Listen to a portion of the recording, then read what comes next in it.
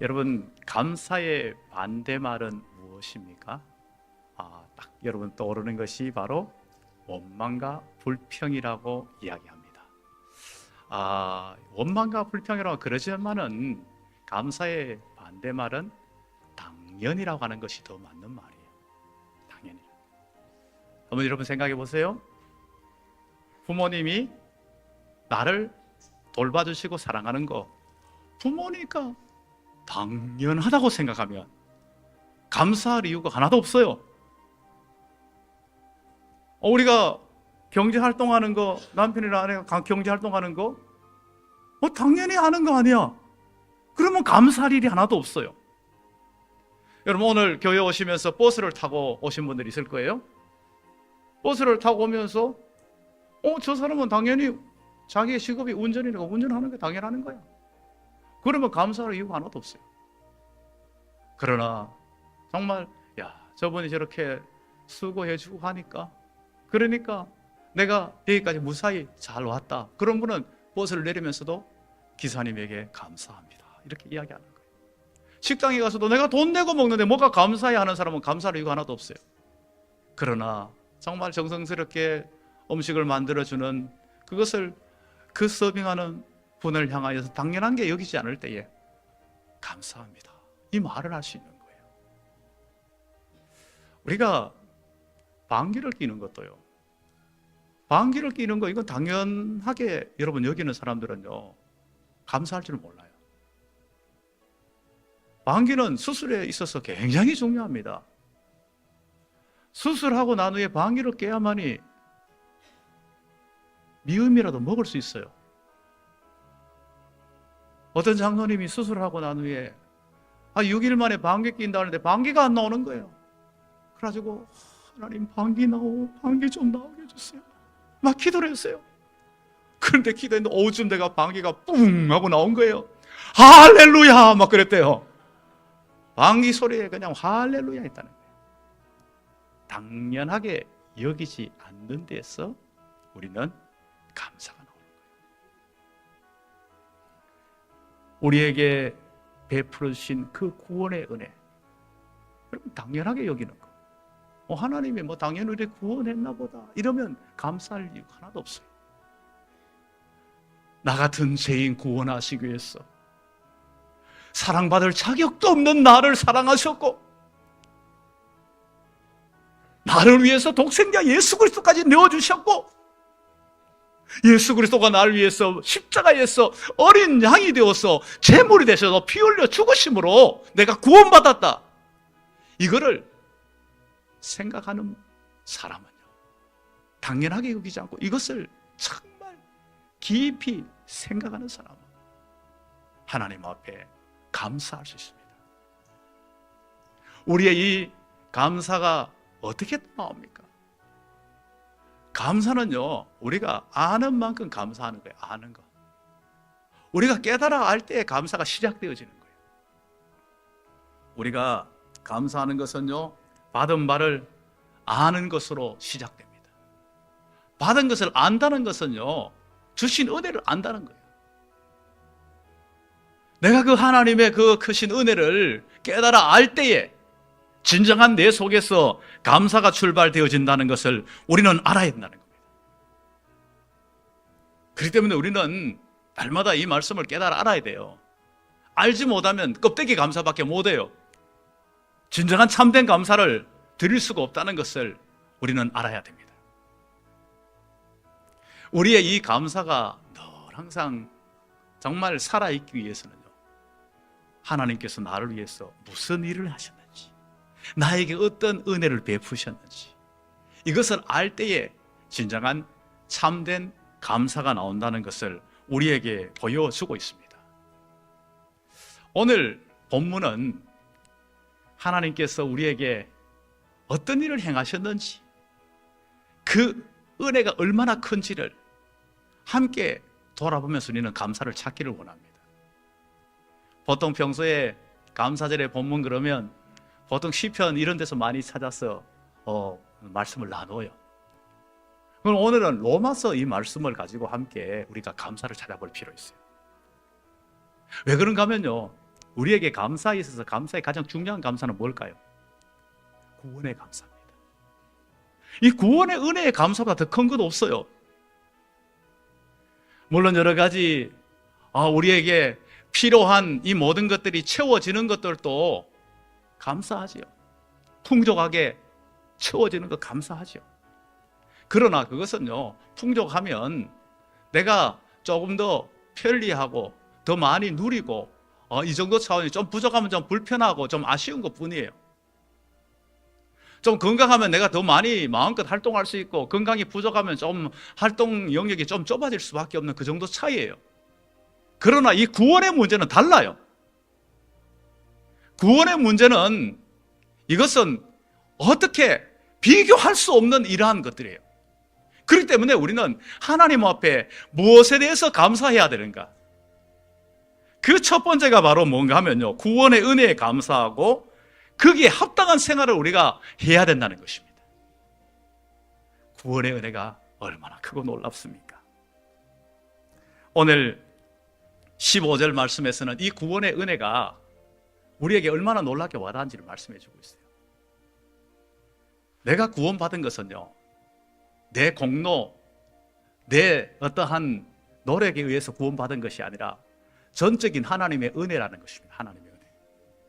내가 하나님의 은혜로 구원받았다면, 그러면 거기에 합당한 생활이 우리가 있어야 된다는 겁니다. 그런데 너희가 은혜로 구원받았느냐? 그러면 은혜로 구원받았으면 네가 마음대로 살아도 되는 것이냐? 그럴 수 없느니라 분명하게 말씀해 주고 있는 거예요. 내가 은혜로 구원받은 자는 내가 함부로 그 은혜를 함부로 살아가서는 안 된다는 거예요. 우리가 정말 그 은혜에 합당한 삶을 우리가 살아가는 것이 너무나 중요하다는 것을 우리에게 보여주고 있습니다. 이거를 잘 모르고 오해를 하게 될 때에 은혜로 구원받았으니까 내가 이제는 법 아래 있지 않고 은혜 아래 있기 때문에 내가 어떻게 살든지 간에는 상관없다. 착각입니다. 구원파라는 이단이 있어요. 이 구원파라는 이단은요, 뭔가 하면요, 이제 구원받은 자는 어떻게 살든지 상관없다. 그래서 종교적으로 교리적으로 포장을 해가지고 무장을 하고 나면요, 이들은요 막 거짓말, 막 그냥 사기, 막 심지어 살인을 저지르고 죄의식이 하나도 안 느껴요. 그게 우리나라 구원파 건신찬이라든가 뭐 나왔잖아요. 옛날에요. 구원파 오대양 사건 막 그 집단으로 막 죽이고도 죄의식 하나도 안 느끼는 거. 이게 바로 잘못 띄어진 오해 속에서 나오는 거예요. 우리가 은혜로 구원받았다는 거, 이것 때문에 하나님의 은혜가 우리에게 무한히 넘치기 때문에 내가 마음대로 막 살다가 그냥 주일날 와가지고 이 사제 그 시간에 막 그냥 하나님 내 잘못됐습니다 용서해 주시고 그러고 또다시 여전히 그 삶을 여전히 살아가면요, 그것은 거기에 합당한 구원의 은혜에 합당한 삶이 아니라는 겁니다. 그러한 삶을 살아서는 안 된다는 것을 우리에게 분명하게 제시해주고 말씀해주고 있다는 겁니다. 거듭난 성도는요, 하나님의 은혜를 귀중하게 여기는 겁니다. 하나님의 은혜를 귀중하게 여기고 그 은혜에 합당한 삶을 살아간다는 것을 우리에게 분명하게 말씀해 주고 있다는 겁니다. 그 은혜에 합당한 삶을 살아가는 것은 무엇입니까? 이제는 더 이상 죄악된 일을 버린다는 겁니다. 죄 때문에 하나님께서 어떤 대가를 지불하셨는지, 독생자 예수 그리스도까지 넣어주셨는데 내가 더 이상 죄 가운데 머물 수 없다는 겁니다. 죄악된 것을 끊어버린다는 겁니다. 그 모든 것들을 해결한다는 겁니다. 이제는 그 길을 완전히 청산하고 새로운 삶을 산다는 것을 우리에게 분명하게 말씀해 주고 있다는 겁니다. 거기에 합당한 열매를 맺어가는 삶이에요. 거기에 합당한 열매는 어떤 열매입니까? 의로운 열매를 맺는 겁니다. 착함의 열매를 맺는 겁니다. 선함의 열매를 맺는 겁니다. 성령의 열매를 맺는 것입니다. 사랑과 충성과 자비와 양선, 이 모든 열매를, 온유, 이런 열매를 맺는 것입니다. 이게 바로 우리가 구원받은 자로 감사하는 삶, 그 은혜에 합당한 삶이라는 것을 우리는 분명히 알아야 된다는 겁니다. 그 다음에 우리가 무엇으로 인해서 하나님 앞에 감사해야 합니까? 두 번째로 우리가 감사하는 것은요, 제2의 종에서 의의 종이 되었음으로 감사해야 됩니다. 17절은 우리에게 뭐라고 말씀합니까? 너희가 본래 제2의 종이더니. 예수 믿기 전에는 우리는 제2의 종이었다는 거예요. 우리가 예수 믿기 전에는요. 제2에게 종노릇하며 끌려다녔던 그런 존재라고 우리에게 분명하게 말씀을 해주고 있다는 겁니다. 그러니까 제가 원하는 대로, 제가 이끄는 대로, 제가 요구하는 대로 그냥 그렇게 살아갔다는 거예요. 그게 바로 예수 믿기 전에 우리의 상태를 알았다는 겁니다. 그러니까 육신의 욕망대로 살았던 거예요. 내 마음대로 살았던 것이 이전에 예수 믿기 전의 상태였다는 것을 우리에게 분명하게 말씀해 주고 있습니다. 그러면 이제 예수 믿고 난 후의 상태는 어떤 상태입니까? 18절에서 이렇게 말씀해 주고 있어요. 죄로부터 해방되어서 의에게 종이 되었느니라. 이제는 죄에서 해방되었어요. 예수 그리스도께서 우리를 죄에서 해방시키셨어요. 이제는 죄의 종이 아니라 이제는 의의 종으로 살아갈 수 있도록 우리의 신분을 바꿔줬다는 것을 분명하게 말씀해 주고 있습니다. 우리는 그렇기 때문에 이제는요, 죄의 종로로 가는 삶을 살아가서는 안 된다는 거예요. 이제는 의의 종로라는 삶이 우리에게 필요하다는 것을 우리에게 분명하게 말씀을 해 주고 있음을 우리는 알아야 된다는 겁니다. 그렇다면 어떻게 돼야 되는 겁니까? 우리는 이전에 죄로 살아왔었던 이 삶을요, 부끄럽게 여기고 두렵게 여겨야 됩니다. 죄를 부끄럽게 여겨야 됩니다. 두려워해야 됩니다. 인간이 타락한 정세가 어떤 정세가 나타나는가 하면요, 인간이 타락하면 할수록 죄를 두려워하지 않습니다. 죄를 부끄러워하지 않아요. 이 세상이 참으로 무서운 것이 뭔가 하면요, 점점 죄를 두려워하지 않는 세상이라는 겁니다. 죄를 부끄러워하지 않는 세상으로 점점 바뀌어가고 있어요. 그럼 어떻게 됩니까? 하나님의 진노를 계속 쌓아요. 하나님의 진노를 쌓아서 결국은 소돔과 고모라 같이 멸망밖에 기다리는 것이 없어요. 그 때문에 세상이 죄를 무서워하지 않는 세상, 죄를 부끄러워하지 않는 세상을 보면요, 우리는 그 세상을 보면서 우리는요, 눈물을 흘리면서 기도해야 됩니다. 정말 무서운 세상이라고 여러분 여겨야 됩니다. 우리가 그러한 것들이 우리 속에 조금이라도 나오면요, 여러분 막 치를 떨어야 됩니다. 너무 여러분 자신을 무서워하고 두려워해야 됩니다. 이게 얼마나 잘못되어지는 것인지 알아야 됩니다.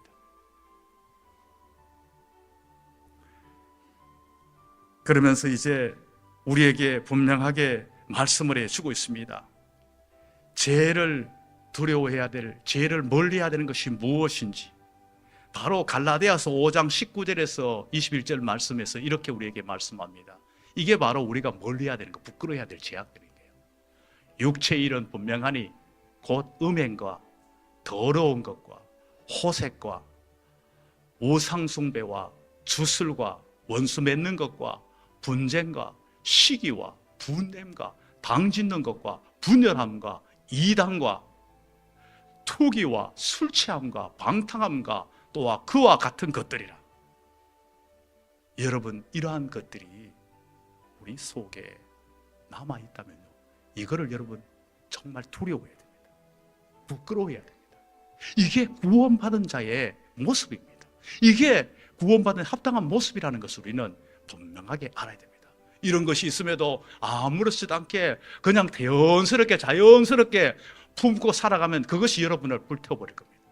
여러분을 망하게 만들어버립니다. 무서운 것들입니다. 이런 것들을 무서워해야 됩니다. 부끄러워해야 됩니다. 두려워해야 됩니다. 우리는 그것이 우리가 정말 구원받은 의의 종의 삶이라는 것을 알아야 됩니다. 그뿐만 아니라 우리는 어떻게 해야 됩니까? 마음으로 형성된 교훈의 본을 순종해야 됩니다. 우리가 마음으로 형성된 교훈의 본이 뭡니까? 바로 복음입니다. 하나님의 말씀입니다. 이 말씀이 우리 가운데 이 마음으로부터 형성되어져서 이것이 우리의 모든 행동을 지배하도록 해야 될 겁니다. 말씀은요, 지식으로 쌓아놓기 한 게 아니에요. 말씀은 우리의 삶을 변화시키기 위한 거예요. 구원받은 자로서 살아가도록 하기 위해서 우리에게 말씀을 주신 것이에요. 이 말씀의 교훈에 본에 우리는 따라 순종하면서 우리는 복된 삶을 살아갈 수 있다는 것을 우리는 알아야 된다는 것을 우리는 분명히 새기시기 바랍니다. 우리가 복음을 듣고 우리가 하나님의 뜻을 안다면요, 우리는 거기에 합당한 이 삶을 우리가 늘 항상 살아가야 되는 것입니다. 우리가 이렇게 살아가는 거, 여러분, 죄의 종으로 살아가는 것이 쉬울까요? 의의 종으로 살아가는 게 쉬울까요? 이 세상을 편하게 살아가는 것은요, 죄의 종으로 살아가는 것이 쉬워요. 죄의 종으로 살아가는 내 육신이 원하는 대로 그냥 마음대로 살아가는 것이니까요. 내 마음 먹는 대로 살아가는 것이니까요. 내 하고 싶은 대로 살아가는 것이니까요. 하고 싶은 대로 말하고 행동하고 그렇게 마음대로 살아가기 때문에 우선은 세상에서 편해요. 그리낄 것이 없어요. 의의 종으로 살아가는 것은요, 이 세상을 살아갈 때 불편해요. 내가 원하는 대로 말하지 않아요. 내가 원하는 대로 마음대로 행동하지 않아요. 그리고 내 자신을 날마다 복종시켜야 돼요. 희생을 해야 돼요. 포기를 해야 돼요. 바울은 이러한 것들에 대해서 나는 날마다 죽노라까지 표현하고 있어요. 이것은 굉장히 어떤 면에서 피곤하게 느껴질 수가 있어요. 그럼에도 불구하고 우리는 왜 의의 종으로 살아가야 합니까? 그 살아가야 하는 이유, 그것은 바로 이제 세 번째로 우리에게 말씀합니다. 세 번째로, 의의 열매 맺으며 영생 얻게 된 것에 감사하겠습니다. 여러분, 죄의 종과 의의 종은, 이 세상은 내 마음대로 내 편한대로 살아가는 것에선, 세상에서는 그것이 편하게 느껴질 수 있지만 결과는 상상을 초월할 정도로 엄청난 결과로 우리에게 오기 때문입니다. 여러분, 이 결과가 어떻게 오고 있는지 21절에서 우리에게 이렇게 말씀해 주고 있어요. 이는 그 마지막이 사망임이라. 여러분, 사망임이라, 이거를 여러분 그냥 쉽게 받아들이지 마세요. 이 사망은 다 죽는 거 아니야? 다 죽는 거네. 별거 없네. 여러분, 이게 그냥 사망이 아니에요. 이 영원한 지옥의 멸망을 표현하는 거예요. 무시무시한 일들이 우리를 기다리고 있음을 우리는 늘 항상 생각하며 살아야 되는 거예요. 그 다음에 의의 종으로 이 땅에서 불편하게 힘들게 살아가는 이 사람들, 그럼에도 불구하고 왜 그 길을 살아가야 되는가? 22절에서 이렇게 말씀해 주고 있어요. 그 마지막은 뭐라고요? 영생이니라. 영생도 여러분 너무 쉽게 받아들이지 마세요. 아이고, 세상 사는데 좀 더 오래 살아봐도 별 거 없더라.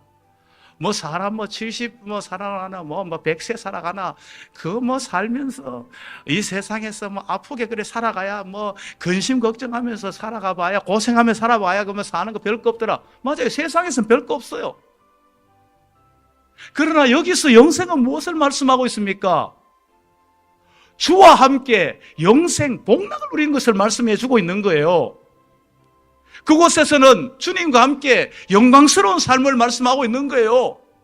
슬픔도 눈물도 한숨도 질병도 고통도 없는 최상의 복락의 상태를 말씀해 주고 있는 거예요.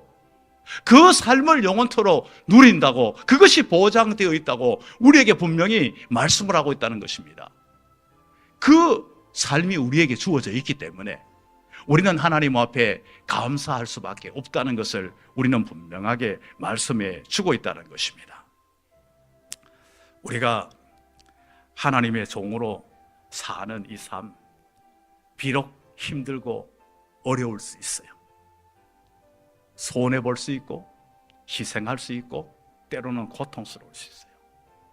그러나 이것은 장차 우리에게 나타날 영광과 비교할 수 없기 때문에 우리는 이 모든 것들을 감수하면서 그 길을 걸어가는 것입니다. 이제 우리는 이러한 삶으로 살아가는 우리가 어떤 삶을 살아가야 되는가? 이제 우리는 분명히 정해져 있어요. 우리의 갈 길은 정해져 있어요. 우리는요, 의의 종으로, 하나님의 종으로 살아가야 될 존재들이에요. 그렇게 부르심을 받은 자들이에요. 그렇게 우리를 세워주셨는데 우리가 다른 엉거주춤한 길을 가서는 되지 않아요. 이 세상은 두 가지 세력권 안에 들어갑니다. 의의 종이 되든 죄의 종이 되든, 다시 말하면 사탄의 종로로 가든 하나님의 종로로 가든 둘 중에 하나밖에 없습니다. 종교가 없는 사람들, 종교 없는 사람, 하나님 없는 사람이기 때문에 그 소속은 분명해져 버립니다. 중간지대는 없습니다. 우리가 생각할 때에 나는 중간지대 자체는 없습니다. 하나님 아니면 사단입니다. 죄 아니면 의입니다. 둘 중에 하나입니다. 우리는 이 둘 중에 하나인 그곳에 엉거주춤하게 서실로 가면 되지 않습니다. 그것이 오히려 어떤 면에서는요, 우리를 더 불편하게, 더 갈등을 야기시키며 더 힘들게 이 세상을 살아가도록 만듭니다. 하나님은 우리에게 요구하시는 바가 엉거주춤하게 있는 것을 요구하지 않습니다. 하나님은 부분적으로 살아가는 걸 원치 않아요. 전적으로 하나님 앞에 내어 맡기기를 원해요. 내가 부족하면 부족한 모습, 연약하면 연약한 모습 그대로 하나님 앞에 다 내어 맡기는 거예요. 난 부족합니다. 연약합니다. 믿음도 약합니다. 성경도 잘 알지 못합니다. 그러나 하나님 앞에 맡기라니까 하나님 앞에 내어 맡깁니다 하고 완전히 내어 맡기는 거예요.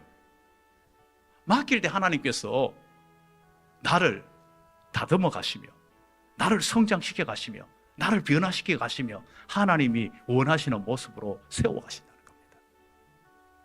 우리는 그러한 삶을 우리는 날마다 살아가야 되는 것입니다.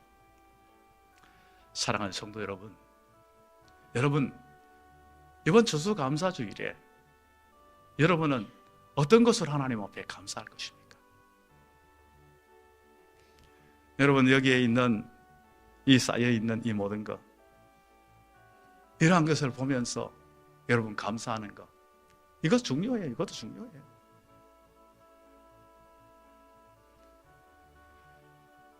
이거보다가 여러분 더 중요한 것은요, 나를 구원하여 주신 구원의 은혜에 감사하는 것, 그게 합당한 삶을 살아가는 것, 이것이 더 중요합니다. 내가 이전에 죄의 종로로 다른 나를 하나님의 의의 종으로 삼아주신 것, 하나님의 종으로 삼아주신 것에 감사하시기 바랍니다. 내가 이제는 의의 열매 맺으며 영생의 영광을 누리게 된 그러한 나의 존재에 대해서 하나님 앞에 감사하며 감격하며 영광 돌리는 복된 성도들이 되시기를 주님의 이름으로 축복합니다.